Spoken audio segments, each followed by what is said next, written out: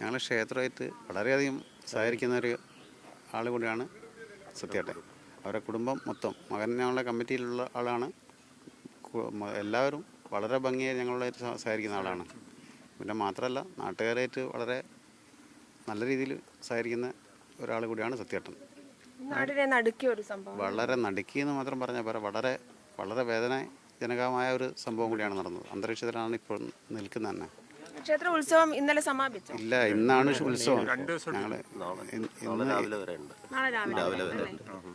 ഇന്നാണ് മെയിൻ ഉത്സവം. അതെ, ഇതൊക്കെ നിർത്തിവെച്ചു. എല്ലാം നിർത്തിവെച്ചിട്ടില്ല. അതിൻ്റെ എന്താണെന്നുള്ളതിന് കുറച്ച് ചടങ്ങ് മാത്രമേ ചെയ്യാൻ വേണ്ടിയിട്ടാണ്. കാരണം തുടങ്ങിയതുകൊണ്ട് ചടങ്ങ് മാത്രം കഴിഞ്ഞ് നിർത്തുക എന്നുള്ള രീതിയിലാണ് ഇപ്പം നിൽക്കുന്നത്. ഇനിയിപ്പോൾ ഇനിയെല്ലാം അന്വേഷിക്കണം. അതിൻ്റെ ചർച്ചയിലാണ് ഞങ്ങൾ. ക്ഷേത്രവുമായി ബന്ധപ്പെട്ട എല്ലാ പ്രവർത്തനങ്ങളും സത്യേട്ടൻ ഉണ്ടായിരുന്നു. സത്യേട്ടൻ ഞങ്ങളായിട്ട് എല്ലാ കാര്യവും കമ്മിറ്റിയിൽ മകനുണ്ട്. ക്ഷേത്രമായിട്ടുള്ള എല്ലാ കാര്യത്തിലും സത്യേട്ടൻ ഞങ്ങൾക്ക് സഹായിക്കുന്ന ഒരാളാണ്. പരിപാലന കമ്മിറ്റിയിൽ മകനുണ്ട്. ജനകീയ പ്രശ്നങ്ങളൊക്കെ ഇടപെടുന്ന ആളാണ്. വളരെ അതുകൊണ്ടാണ് ഞങ്ങൾക്ക് ഞെട്ടലിൻ്റെ ആക്കം കൂടുന്നത്. സൗമ്യനായിരുന്നു. ആരുമായിട്ട് അങ്ങനെ ഒരു പ്രകൃതമല്ല. എല്ലാ പ്രശ്നങ്ങളും വളരെ തന്മയത്തോടു കൂടി കൈകാര്യം ചെയ്ത് ആളുകളെ താല്പര്യമുള്ള ആളായിരുന്നു. അതുകൊണ്ടാണ് കൂടുതൽ വിഷമം.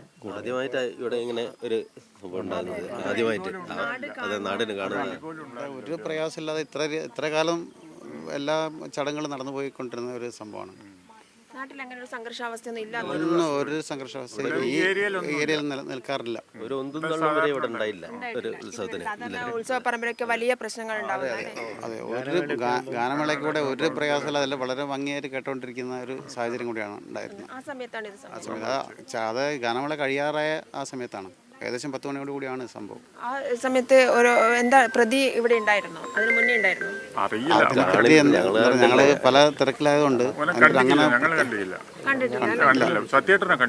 പെട്ടെന്നായിരുന്നു ഈ സംഭവം. ഗാനമേളക്കിടെ ഇവിടെ ആളുകൾ ഉണ്ടായിരുന്നു. ഇവിടെ ആള് കുറവാണ്. എല്ലാവരും ആ ഗാനമേള സൈഡിൽ ക്ഷേത്രം അടച്ചുകൊണ്ട് എല്ലാവരും സ്റ്റേജിൽ അങ്ങോട്ടേക്ക് പോയില്ലായിരുന്നു. മുന്നിലായിരുന്നു.